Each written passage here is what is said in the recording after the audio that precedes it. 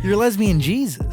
That's what they call me. Did you ever really imagine, like, when you were starting this whole journey, that you'd be a New York Times bestselling author? You know, when you're starting to hit millions and millions of views, No, you're not in control. What is a meet cute?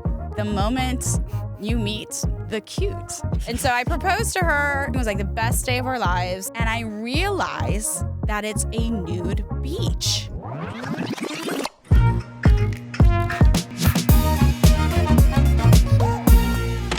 Hi, beautiful human. I am Zach. That is Anna. We welcome to the studio a New York Times bestselling author, an incredible actress, and an exceptional artist. Say hello to Hayley Kiyoko. Thank you. Woo!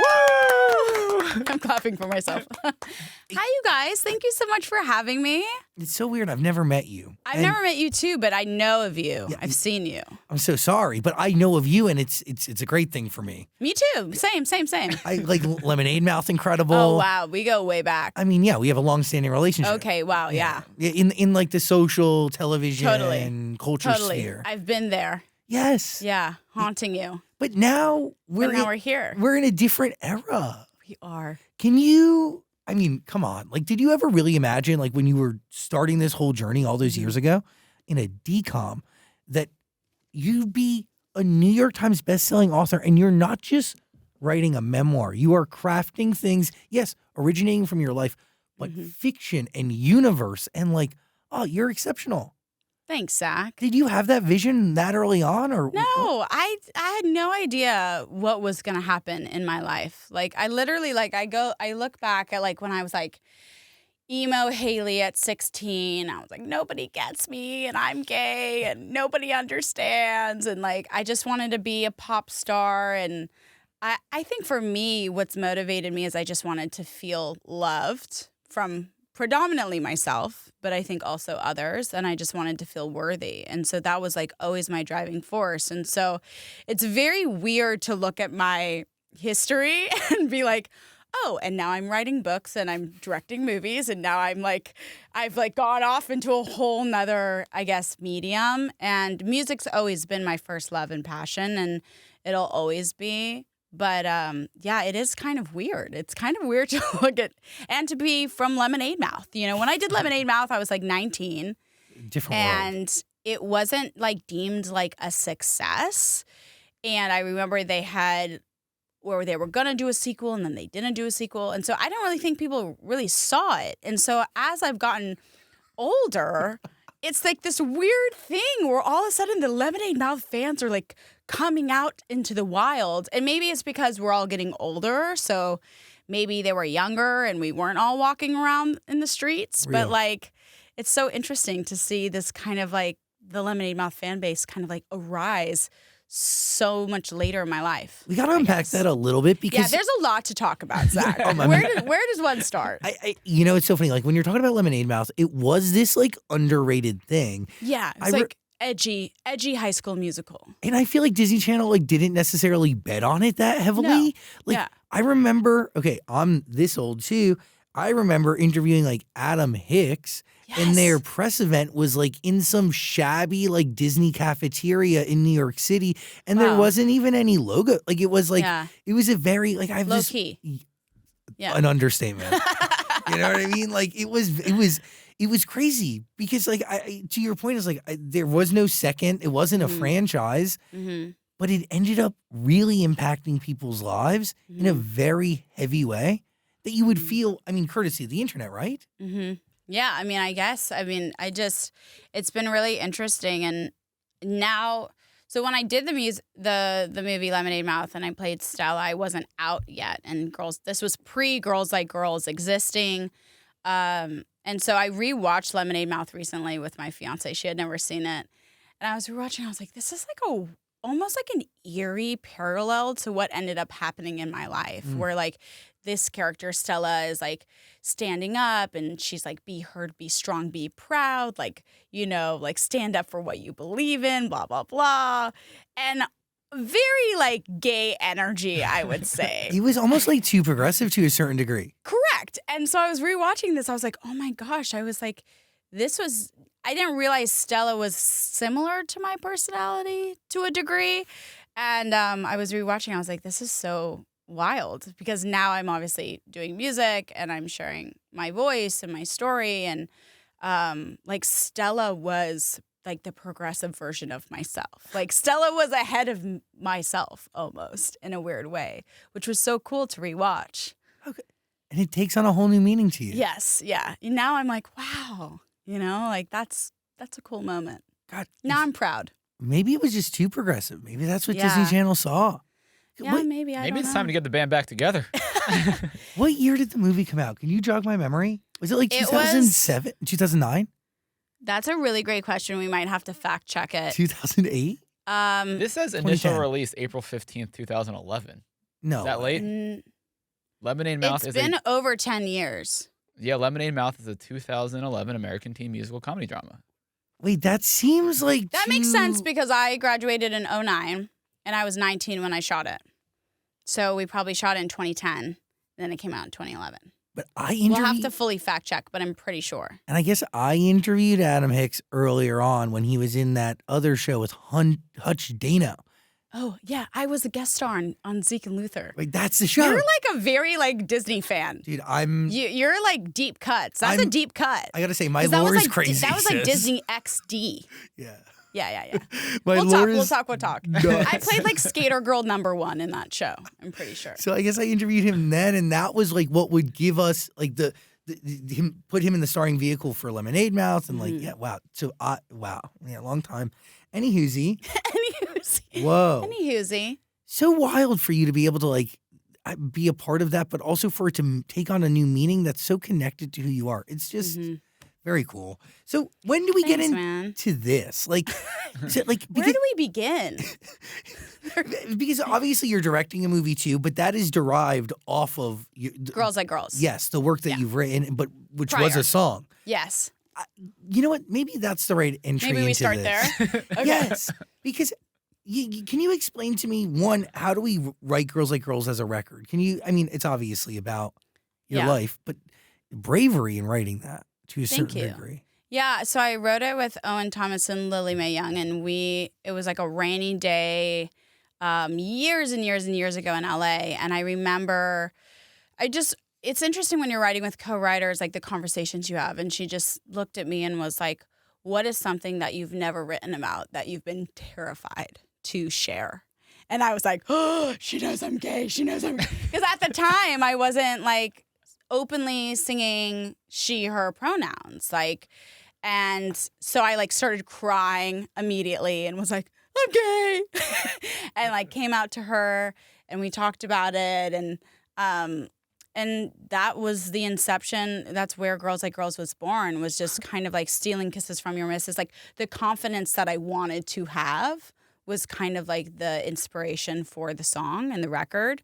And so we wrote that song, and I was finishing my EP, This Side of Paradise, and I was releasing it in 2015. And initially, Girls Like Girls was not on that EP because I didn't want to come out. I was scared. And like very last minute, decided to put Girls Like Girls on the EP. And I had like $5,000 left of pretty much the money and budget of everything in my life. And it was like, okay, let me shoot a music video for Girls Like Girls. This is kind of like my Hail Mary, because if this doesn't happen, I have to go back to whatever I was doing. And the rest is history. I released it in June of 2015. The music video went viral, which is LOL because no one would premiere the music video. Like, let's go back to that. Like, literally no one. And I have to shout out AOL.com, which I didn't even know was still around. My manager was like, hey, great news. AOL's going to premiere the music video. And I was like, what? And because it was very kind of like, I don't even know. I don't even want to say the word niche, but people were just, they hadn't seen something like it before. So we had a hard time finding support for the video, and thank God AOL premiered it. And then all of a sudden the views started to climb. And like I was like touring. I remember I think I was in Wisconsin. I was like playing for like 15 people. And we were like, I was like in the back of a minivan. That was my green room.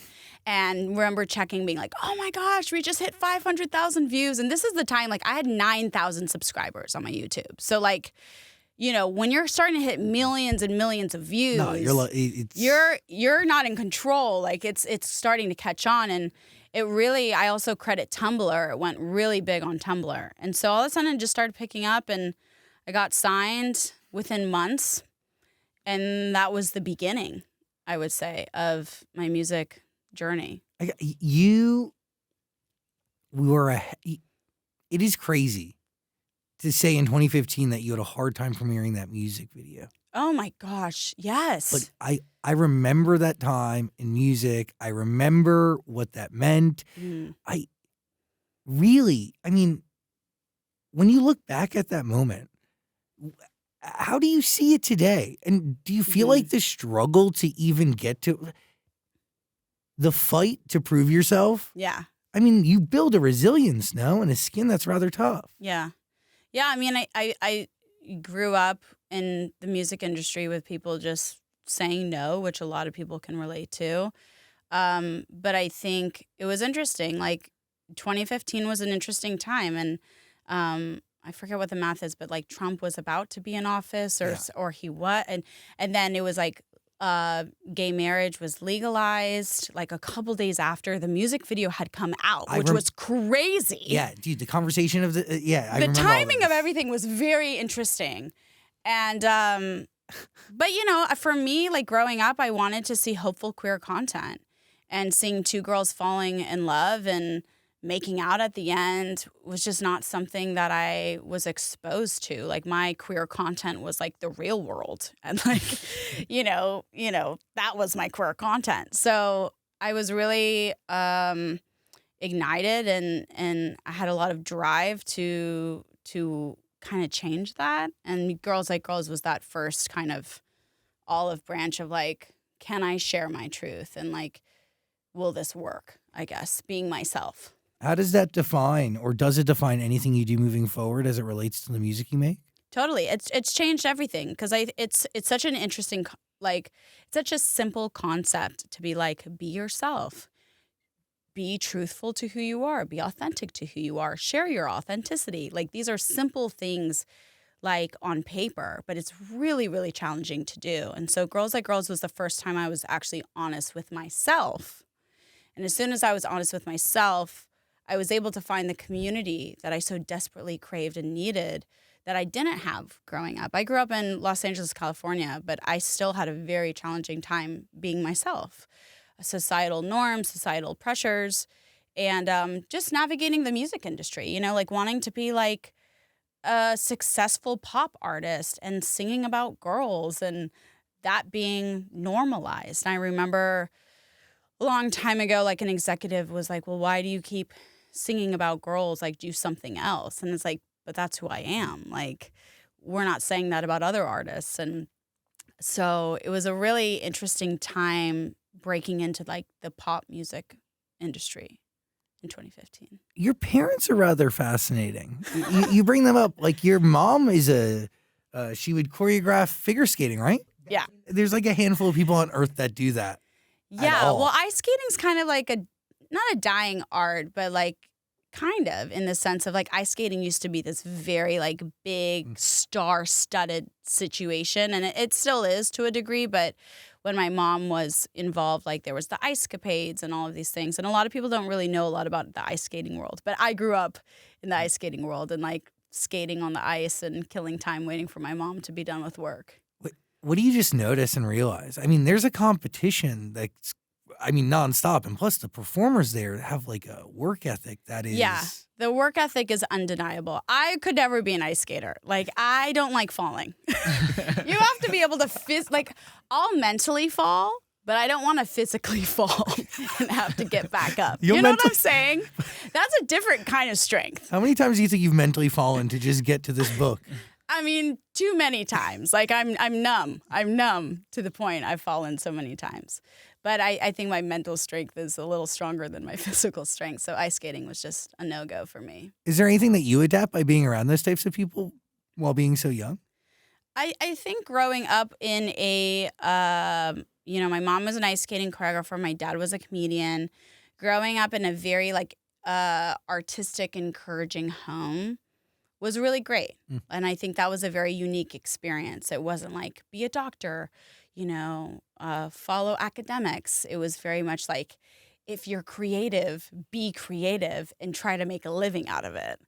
And so it was a very interesting way of being raised, because it was always like, dream as big as you can dream. And I think that's like a plus and a minus in the sense of, this industry is hard. This industry is so hard, and you can dream as big as you can, but you can't do it alone. You need support. You need community. It's not fun doing it alone. It also can be a very isolating industry in general. And so I've learned through my travels of music and novels and directing, like, community is everything to me. And I wouldn't be here without that community. Was Girls Like Girls how you came out to your parents? No, I came out to my parents multiple times. A lot of queer people are like, they're like, you're constantly coming out. And so that was similar to my experience, where it was just like, It's real. You're constantly coming out to people, and then you're constantly coming out to yourself. But Girls Like Girls was the first time I came out publicly to like the industry and world. So that was like in my 20s, I would say. When was the last time you had to come out? Right now. We had no idea. We're just like, what? Thank you for sharing your truth with us. It's very freeing to not have to come out, and for people to just like really just stamp the lesbian just straight on my forehead. And I'm very grateful for that stamp, because I don't have to come out as much anymore. You're Lesbian Jesus. That's what they call me. Just right on the forehead. That's right. It's always interesting. Sometimes like I'm coming out in like Ubers, like I'll be in like, or a taxi, and they'll be like, oh, what are you doing? And I'm like, oh, I'm like writing a book, or I'm releasing a book. And they're like, what's it called? And I'm like, Girls Like Girls. And then I like silence, and I'm like, oh my gosh, please don't be homophobic. Please don't be homophobic. So every once in a while I have one of those moments.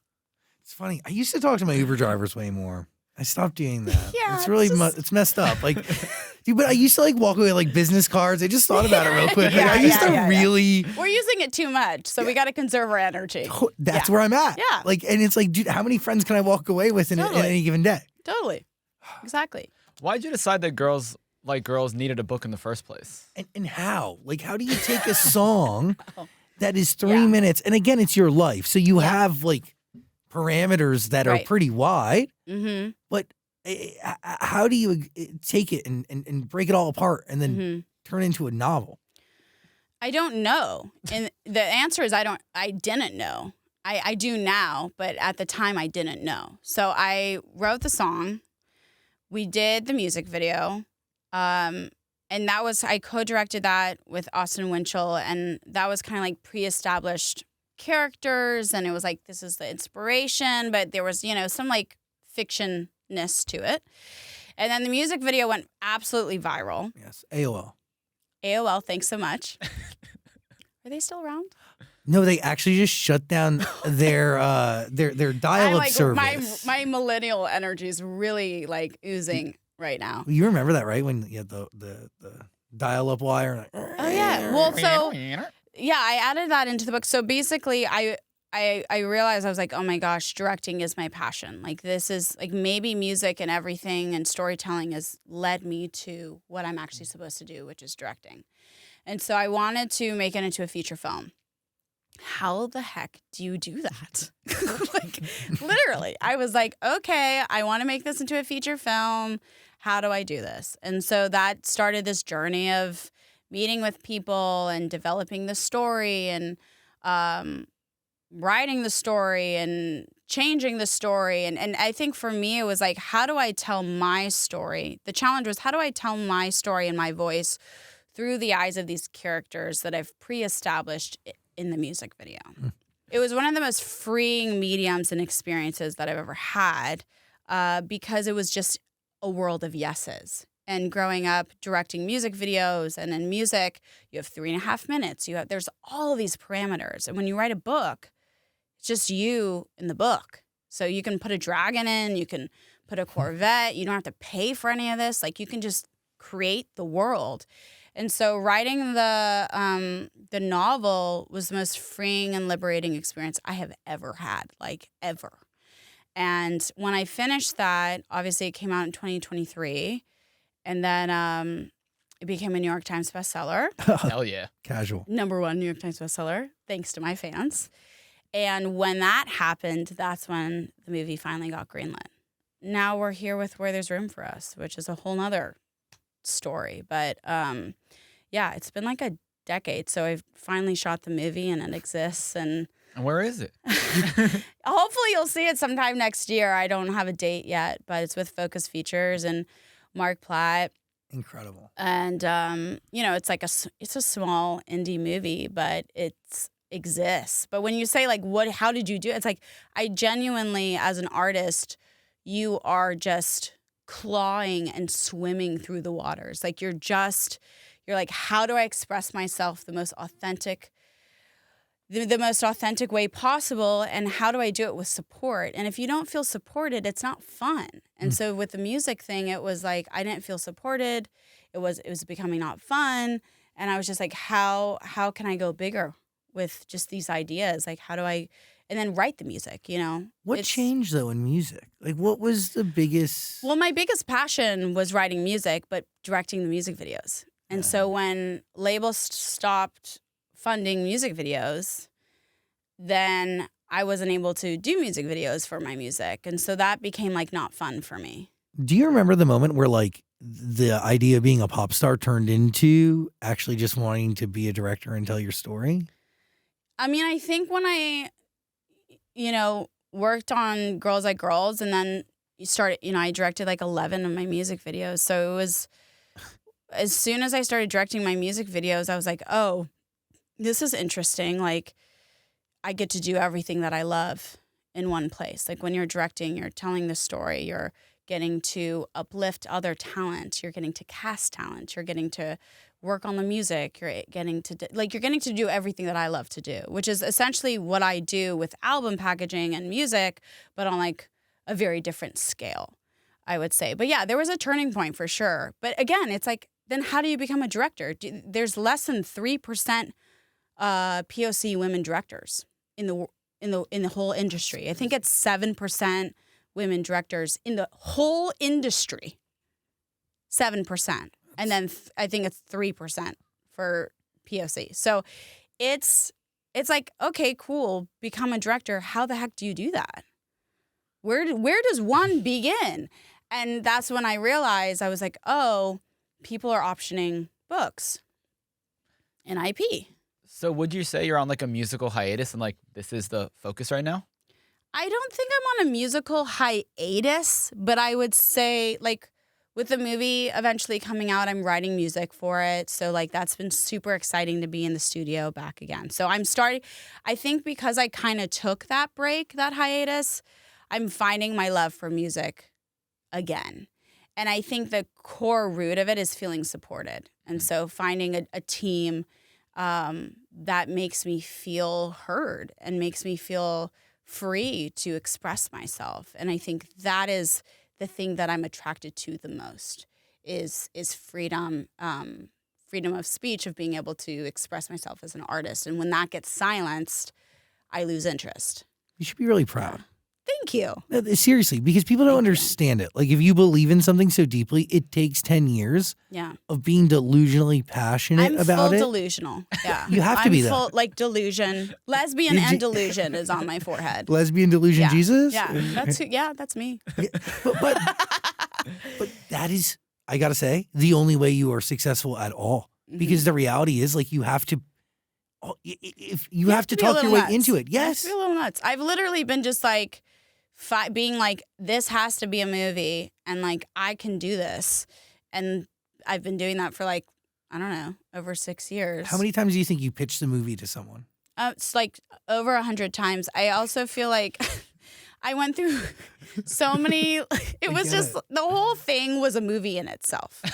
I really believe that, like truly, truly. And that's the thing. It's so intimidating as a human being to do something that A, you've never done before, but B, there is no blueprint for.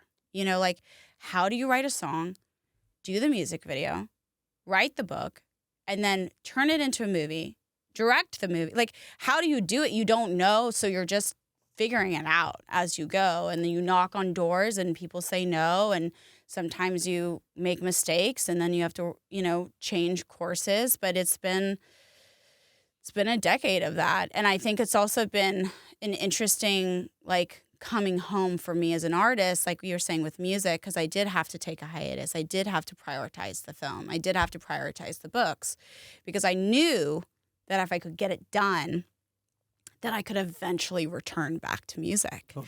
And I think the other part is that no one talks about is financially being an artist is extremely challenging. And specifically being a musician in the touring market is extremely challenging. And so I'm also how do I keep my lights on? How do I find ways to feel inspired and to dream bigger and also pay rent? It is the right merging of all the things that you're so deeply passionate about, and you do so well.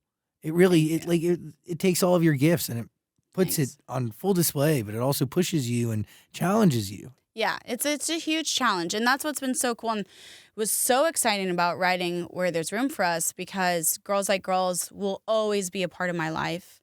It was such an important time in my life. It's captured my adolescence and my youth. And I haven't been able to really write about my life in the present. And so Where There's Room for Us was finally, when I finished Girls Like Girls, I was like, oh my gosh, I can finally tell this story that I've been wanting to tell for so long. And I can challenge myself to share more of my truth through this story and through this book that I haven't really been able to share because it's been so Girls Like Girls focused.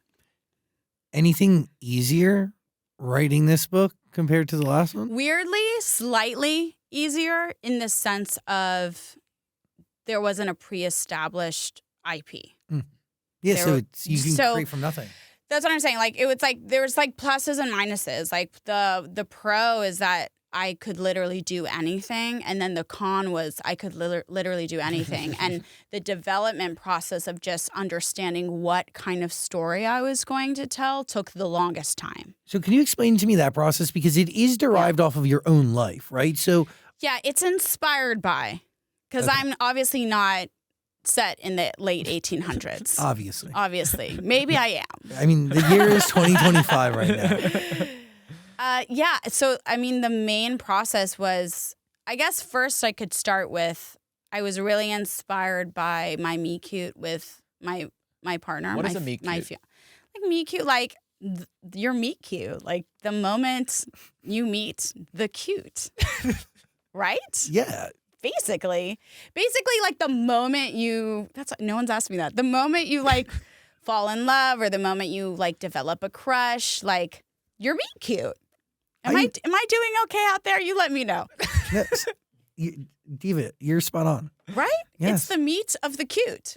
Yeah, you're the one who's in the wrong for not understanding. I've never heard the phrase meet cute before. No, it's a good story of how you met your partner. What's the adorable story? It's when you watch a rom-com, there's the classic meet cute. So they run into each other and they're sorry, and they spill their coffee, and then they look up at each other, and then the music starts playing. Mm-hmm.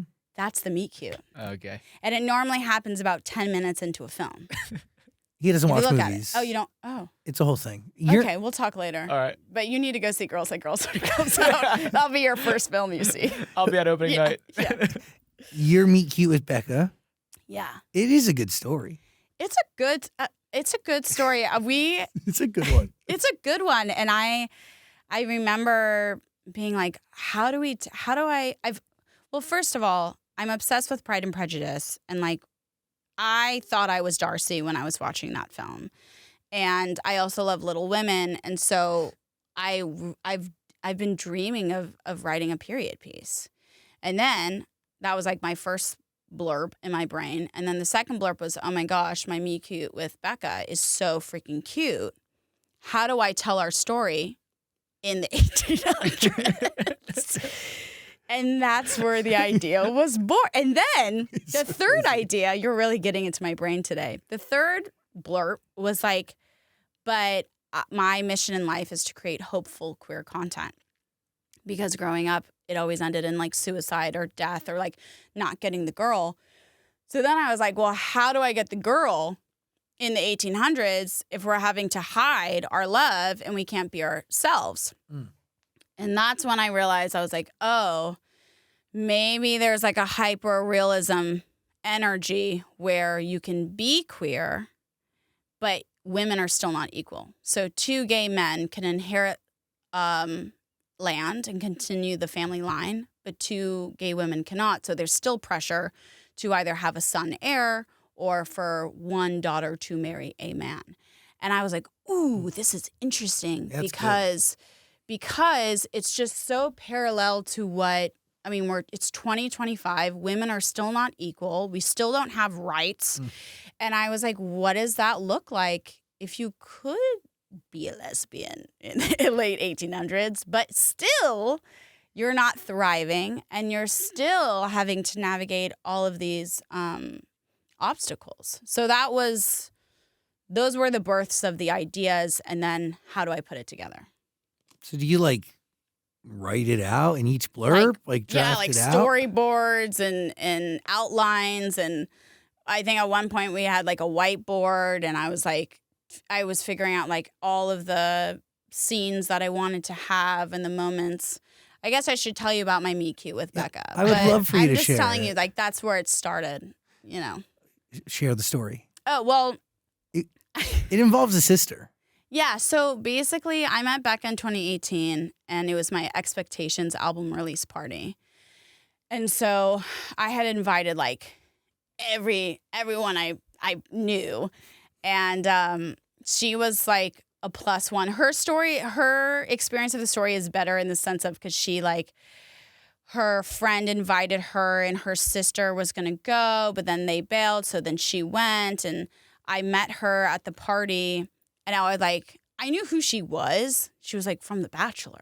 I was like, oh my God, that's like Becca from The Bachelor. Like, wow, she's at my party. Like, how cool is this? But I like was dumb and pretended like I didn't know who she was, which I do not recommend because the truth always comes out. Oh, I've done that before. Yeah, it's not the truth always comes out. Just say you know who they are. But I met her, and so she was trying to hook me up with her younger sister because she was available and queer. And I was obviously interested in Becca. And so she set up drinks for all of us to meet up and like hang out a couple days later. And then everyone bailed, and Becca felt bad for me, so she went instead. And we went to the Chateau Marmont, and we like got drinks, and we were talking for like hours. And it was so wild because from that point on, like the rest is history. But she was trying to hook me up with her younger sister. And she had said she was actually intimidated because she was like, I have never hung out with a lesbian like one-on-one before. And so she was like worried that I was getting like the wrong impression, which I was. And but it was interesting because my friend got us like a table at Chateau, and we were getting drinks. And Becca already had like an impression, like, I don't know, like my music videos, I'm very cocky and I'm just very like stealing kisses from your missus vibe. So she had like an idea of like who I was before we met. So we're getting drinks. And all of a sudden this girl comes up to the table and is like, why haven't you called me back? Whoa. And I look at her and I'm like, I don't know you. She's like, I can't believe you didn't call me back. Like did this like whole monologue. I'm literally like sitting there like, I literally don't know this person. Becca's looking at me like I'm this like girl that just gets around. And she walks away from the table. I told Becca, I was like, I literally don't know this girl. Like I don't know her. I don't know. 30 minutes later, another girl comes up to the table and is like, Hayley, I can't believe you. Blah, blah, blah, blah, blah, blah, blah, blah, blah. And I'm like, what's going on? And so my friend is sending women to the table. Wait, that's iconic. I don't even know if she was trying to make me look good, but it wasn't going well. And so that like meet cute in that scene was like a big inspiration for a scene that the characters Freya and Ivy go through when they first meet each other. She had preconceived idea of you, but correct. You definitely had some preconceived ideas of her, right? Yeah, I mean, I knew she was on The Bachelor and she was looking for a husband, and that's pretty much all I knew, really. I mean, that's pretty big. Yeah, Yeah. Yeah, she also like loves to do like pranks. Like she told me that she like went to Yale and I was like hard eyes apparently and was like, oh my gosh, like I can't believe like she's gorgeous. She went to Yale, blah, blah. She was just totally like messing with me. So she didn't go to Yale. But anyways, the character in Freya, the character in the book has like, you know, that energy of just like being fun. And I'm very serious. Like I don't know. I just grew up very serious. And my dad is a comedian, which doesn't make any sense. And I don't know if it's like a defense mechanism. But when I met Becca, she was like so like pranky and like fun and just like alive. And so we really connected. And the rest is history. How'd you know you were in love? I was like obsessed with her. You know what? Actually, that's a great question. We moved fast and like we were in love very quickly. But I think when I look back at our relationship, we navigated a lot. Like she obviously had never been with a woman before. So we were keeping our relationship private.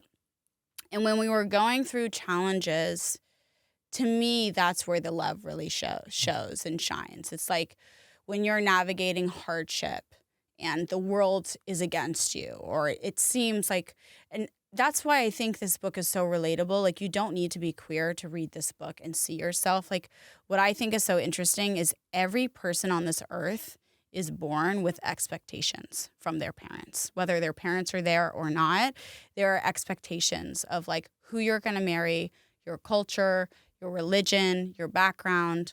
And 9 times out of 10, we're disappointing someone. And so I thought it was really interesting to write about this because Becca and I, obviously being 2 women, we have our own experiences, but she grew up in the South, grew up very Christian. I grew up without religion. I grew up in LA. And like, how do you, when you fall in love with someone and you come from such different backgrounds and places, like navigating family and the public eye, like how do you meet together and how do you work through that together as a couple? And to me, that's what love is like when you're navigating adversities and challenges and how you show up for each other, for one another, and try to understand each other. I think that's like really, really beautiful and cool. How'd you know it needed to be forever? How did I know a need to be forever? Yeah, like you guys are engaged. Oh yeah, congratulations. Yeah, thank you. Mazel tov. Thank you so much. I've always been I've always had like nerves about commitment, I would say. So I also tell people like I grew up not being able to get married. So that's a different experience in itself. So I'm not dreaming about a wedding. I'm not dreaming about being proposed to because legally I couldn't get married until 2015.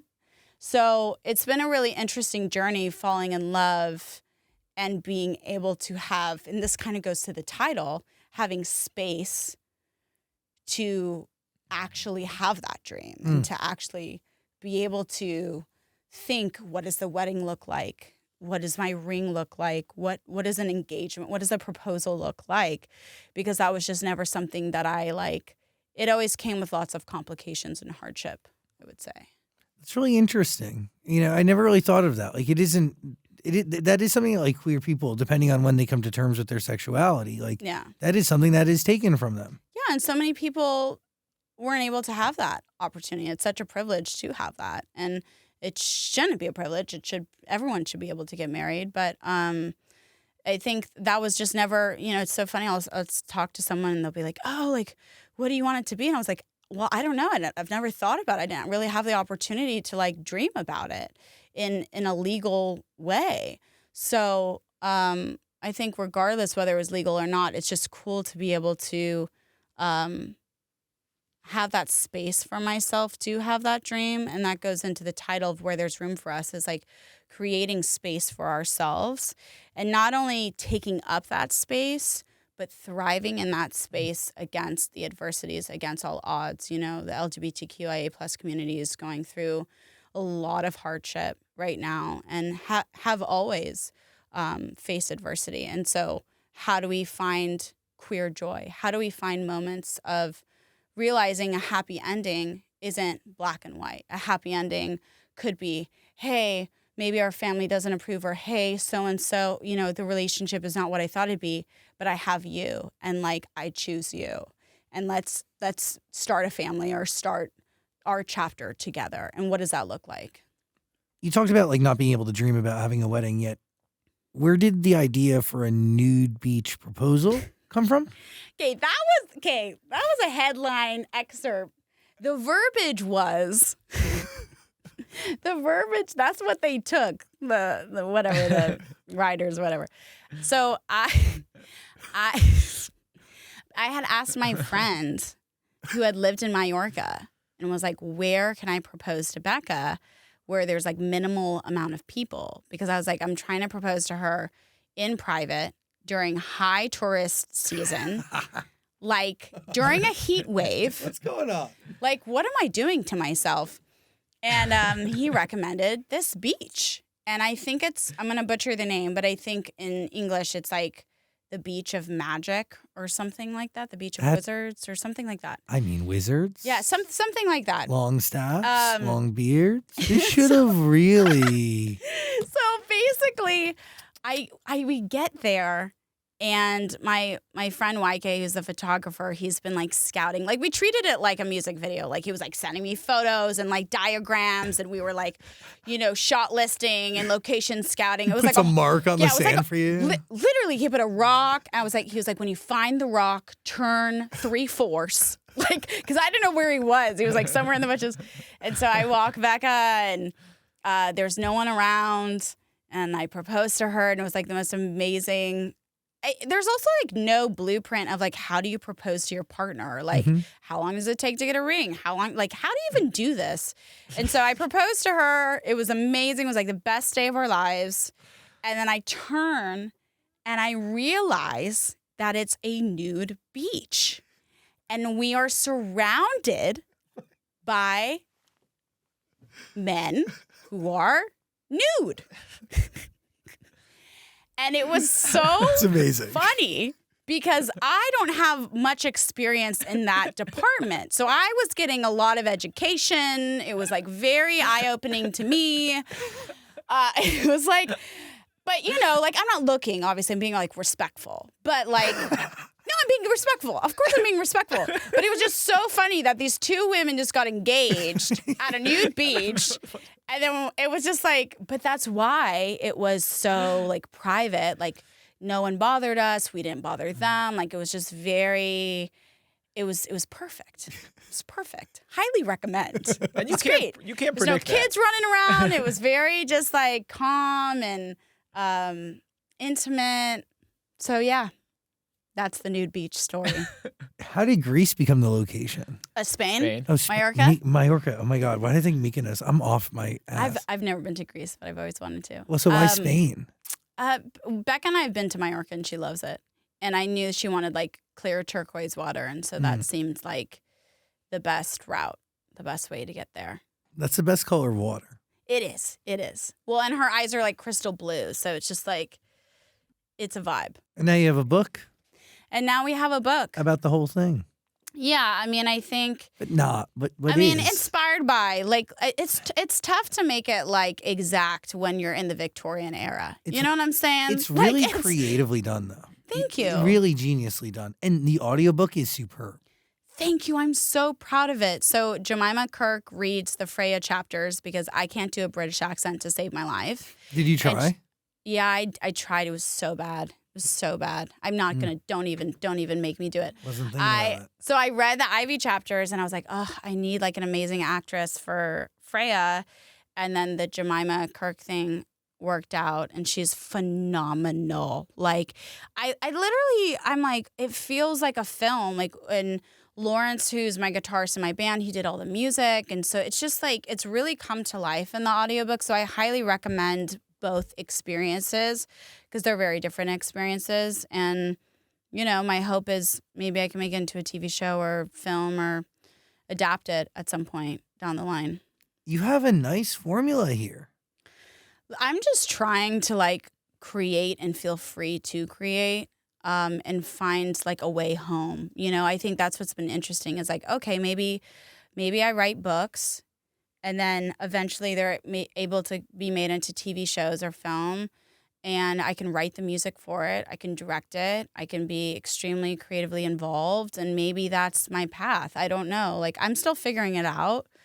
But what I do know is I do think I'm on the right track. Like, this has definitely been a very exciting journey. And it's something that I love the book community so much. Like, I went to a convention and got to meet so many librarians. Like, they are the true activists. So true. They are on the ground. Like, everyone's doing great work, but they are creating safe spaces for people who don't have homes to go to, who can't be themselves. They come into the bookstore and they don't feel seen, and they're able to find a book that makes them feel seen. And I think that's what the art is all about, you know, is being able to be like half Asian, being like, hey, I want to read a period piece that's gay, and also the lead is half Japanese. Do you have a book like that? And they're like, yeah, we do. It's called Where There's Room for Us. And so to be able to see yourself in a story is life-saving. I mean, that's why film and TV are so impactful, and that's why books are so impactful. And I'm so grateful to all the librarians and the bookstores in the world, because they are creating that space for people who are feeling alone or not feeling seen by their parents, or they don't have friends that make them feel seen, and then they're finding themselves in these books. And it's like so powerful. Deeply accurate. Yeah. People like forget how safe and vital of a space a library is to any community, and like it's access to information, knowledge and safety, and honestly, in a lot of cases, like a bathroom and a chance to reconnect with the world around you. Yeah. And I mean, time to think. You can check anything from a DVD to a book. In some cases, some libraries let you check out like frying pans and appliances. It's crazy. Yeah. The world of the library is... It's where it's at. But the people, you know, there's not a lot of funding for it. There are people that are, you know, opening their own bookstores. It's just like, I really respect them, and I'm very appreciative of them, because they are doing some incredible work out there. By the way, if you want to buy the book, you can. It's on Amazon. We're going to put a link below. And if you want to listen to it, obviously you can do that too. It's on Audible. Put a link below. It's worth listening to. It is spectacular. It sounds like a movie, right? Yeah, I got to hear Thank you. the opening and the first 2 chapters of the audiobook, and it does sound like a movie. Wow. Yeah. Yes. But also, how did you choose pink pages? Where did that come from? That's cool. Well, pink's my favorite color. So, and then weirdly, it somehow turned into like Wicked colors, which I love Wicked, so my favorite color is pink, and green is very calming to me. It reminds me of nature. And so I just naturally went for those 2 colors. I thought the neon pink was really bold, and I had so much fun designing the book and picking out the end papers, and every little detail you have to make a decision on. And it's so rewarding to have something tangible too, because a lot, like as a musician, like, you know, you get vinyls and stuff, but just to have like something physical that you can like smell and like see. It's just like, it's so it's like, whoa, it's here. You made it this. exists. Yeah, it's like a really, really beautiful thing, and I'm just so grateful to be in this time of my life, to be able to do this. And you know, it's my form of activism, of being able to share my truth and being able to connect to people across the globe, and hopefully make people feel seen while doing so. It's working. So, thanks, Zach. By the way, you bring up Wicked, Gem and the Holograms, John M. Chu. Dang, you're gonna Wikipedia me? I mean, there's just connective tissue. No, there is connective tissue. It's so crazy. And Stefanie Scott was also in Gem and the Holograms, who was in Girls Like Girls. Like, we're all connected. You ride with people. And you ride on ideas. I do ride. You are a consistent, loyal human being. Thank you. And you know this. Well, I just do believe that that's a big reason for your success. Thank you. I love loyalty, and I love accomplishing things with people. And John M. Chu has been a super amazing champion for me as a director too. I remember navigating some hardships and calling him and him answering the phone in the midst of Wicked, helping me out and, you know, giving me advice. And I think that's the other thing I've learned too, being in this industry for so long, is mentorship is so important, and like not feeling alone. And I think growing up, starting in my music career, I felt so isolated and alone. And now I've realized the power of help, of collaboration, of showing up for people in a real way. Like Tegan and Sarah, like they have from the beginning have been like, hey, if you need anything, like reach out, because it's just such an isolating industry. And I'm very grateful to the people in my life. It's a small pot, but there's a group of people like John M. Chu and Tegan and Sarah who've really like reached out and been like, hey, I see what you're doing. If you need help or if you need advice, I'm here. And just like that olive branch is like, it's life-changing for people. And so I'm hoping to continue to do that for others. Pass it on. Yeah, man. It's like, and like, we're just trying to have fun a little bit. Like, life's stressful. Life is hard. It's dark out there. And like, we're all just trying to find that moment where we go, okay. It is dark. Here we go. Let's not give up. Let's not give up on humanity. Let's not give up on ourselves. Let's find a way to connect and work together. Do you have an idea for your next book? I do. I have like a 5-year plan in my brain. Really? Yeah. Run us It's the through only way it. to do it. Well, I don't know yet. It hasn't been developed yet, so that might be a part 2 podcast. But how many books are you looking to do in the next 5 years?